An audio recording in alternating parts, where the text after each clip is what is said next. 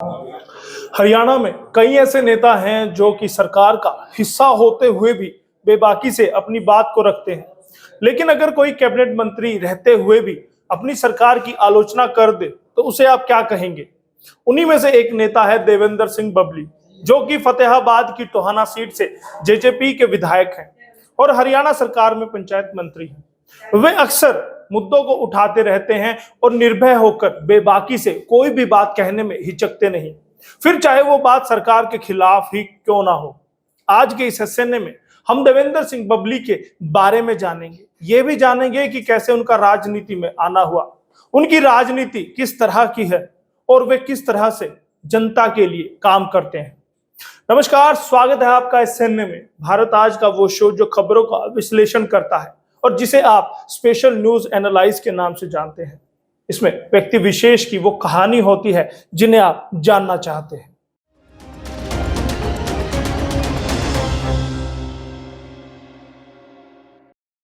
देवेंद्र बबली का जन्म 5 अगस्त 1970 को हुआ।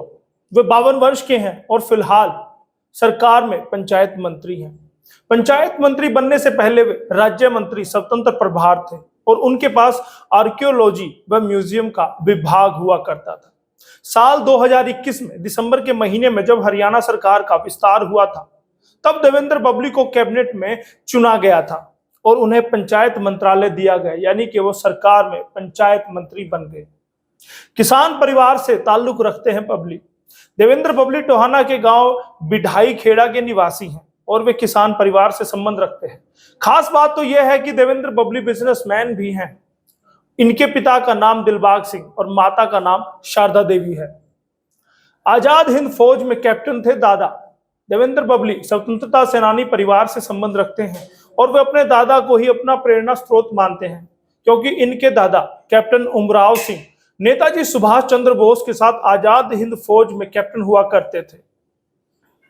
ट्रांसपोर्ट के बिजनेस ने दी शोहरत। टोहाना के गांव बिढ़ाई खेड़ा के निवासी देवेंद्र सिंह बबली यूं तो किसान परिवार से संबंध रखते हैं और शुरुआती दौर से ही उनका संपन्न परिवार रहा है। देवेंद्र बबली 3 भाइयों में सबसे बड़े हैं। उनके 2 भाई विनोद बबली व मनोज बबली हैं, जो उनके साथ ही रहते हैं। मगर ट्रांसपोर्ट के बिजनेस से देवेंद्र बबली को शोहरत मिली। धीरे धीरे इनका नाम टोहाना ही नहीं बल्कि फतेहाबाद जिले के बड़े उद्योगपतियों में शुमार होता चला गया। 2019 में पहली बार बने थे विधायक। जेजेपी नेता देवेंद्र बबली पहली बार साल 2019 में विधायक बने थे। हालांकि इससे पहले भी उन्होंने चुनाव लड़ा था, लेकिन विधायक बनने का सौभाग्य उन्हें साल 2019 में मिला। फतेहाबाद जिला के विधानसभा क्षेत्र टोहाना से जननायक जनता पार्टी यानी कि जेजेपी के टिकट पर 2019 में चुनाव लड़ा और जीत कर दिखाया। आजाद उम्मीदवार से पार्टी उम्मीदवार तक का सफर। जी हां, देवेंद्र बबली ने 2019 के चुनाव से पहले साल 2014 का विधानसभा चुनाव भी लड़ा है, लेकिन तब वे आजाद उम्मीदवार के तौर पर चुनाव मैदान में थे। बड़ी बात तो यह है कि आजाद उम्मीदवार होते हुए भी उन्होंने 39,000 के करीब वोट हासिल किए थे।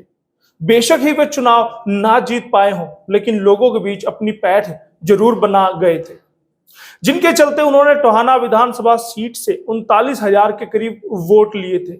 फिर उनकी प्रसिद्धि को देखते हुए ही जेजेपी पार्टी ने टोहाना से उनको टिकट दिया और बबली ने इस बार जीत कर दिखा दिया। देवेंद्र बबली ने बढ़ाया वोटों का आंकड़ा। अगर बात करें 2014 के चुनाव की, 2014 का चुनाव हारने के बाद देवेंद्र बबली आराम से नहीं बैठे, बल्कि वे लगातार मेहनत करते रहे और लोगों के बीच जाकर अपनी साख कायम करने की अथक कोशिश करने लगे। उनकी कोशिशों का नतीजा था कि देवेंद्र बबली ने जब 2019 का चुनाव लड़ा तो पहले से ज्यादा वोट मिले। साल 2014 में जहां बबली को 39,000 वोट हासिल हुए थे, तो वहीं साल 2019 में कुल 1 लाख से भी ज्यादा वोट हासिल उन्होंने किए और अपने निकटतम प्रतिद्वंदी को तकरीबन 52,000 वोटों के बड़े अंतर से हरा दिया। सुभाष बराला जैसे बड़े नेता को दी पटखनी। जेजेपी के विधायक देवेंद्र बबली ने टोहाना से किसी और को नहीं बल्कि भाजपा के बड़े नेता सुभाष बराला को पटखनी दी थी। यह वही सुभाष बराला है जो भाजपा के प्रदेशाध्यक्ष रहे हैं। वोटों का अंतर कोई छोटा मोटा नहीं था, बल्कि 52,000 के बड़े अंतर से बराला को देवेंद्र बबली ने हरा दिया था। जबकि रोचक बात तो यह है कि इस सीट पर वे साल 2014 में सुभाष बराला से ही हारे थे। ठीक 5 साल के बाद विधानसभा चुनाव में सुभाष बराला को हरा बदला लिया और सरकार में मंत्री बनने का सौभाग्य मिला। 7 साल बाद फतेहाबाद से फिर बना कोई मंत्री। देवेंद्र बबली की मेहनत का ही नतीजा रहा कि फतेहाबाद से 7 साल के बाद कोई मंत्री बना। इससे पहले साल 2014 तक भूपेंद्र हुड्डा की सरकार में परमवीर सिंह कृषि मंत्री बनाए गए थे, जो कि टोहाना सीट से विधायक बने थे।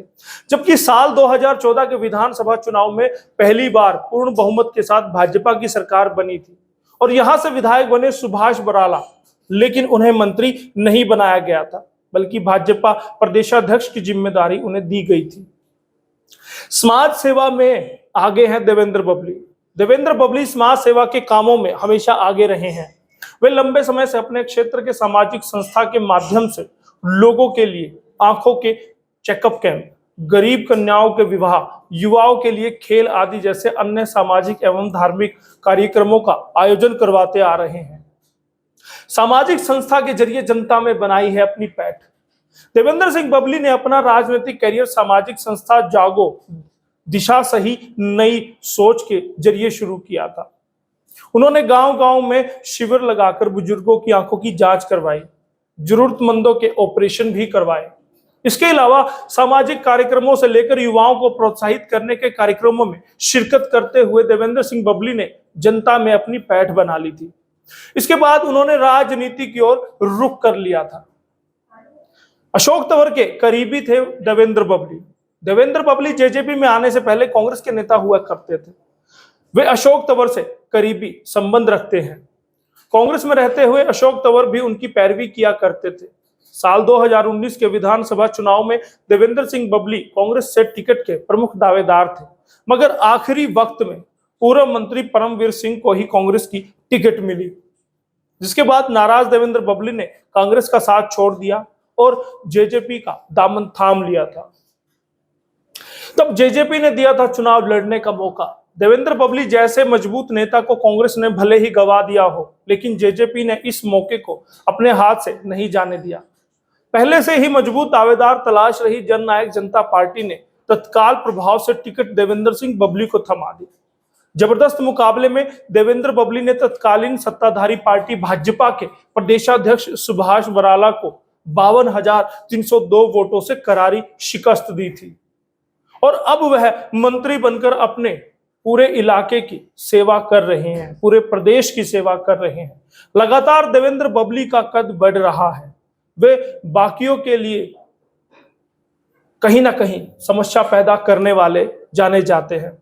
सरकार के लिए, अपनों के लिए, भाजपा के लिए वो अक्सर समस्या पैदा कर देते हैं अपने बयानों के जरिए। आप देवेंद्र बबली के बारे कितना जानते थे? क्या आज की जानकारी आपको रोचक लगी? हमें जरूर बताइएगा। और बहुत बहुत मैं धन्यवाद करूंगा हर एक दर्शक का जो एसएनए को देख रहा है और शेयर कर रहा है। आज का ये एसएनए लिखा था पूनम दुबे ने और कैमरे पर थे दीपक कुमार और मैं आपका दोस्त यशपाल कंचन।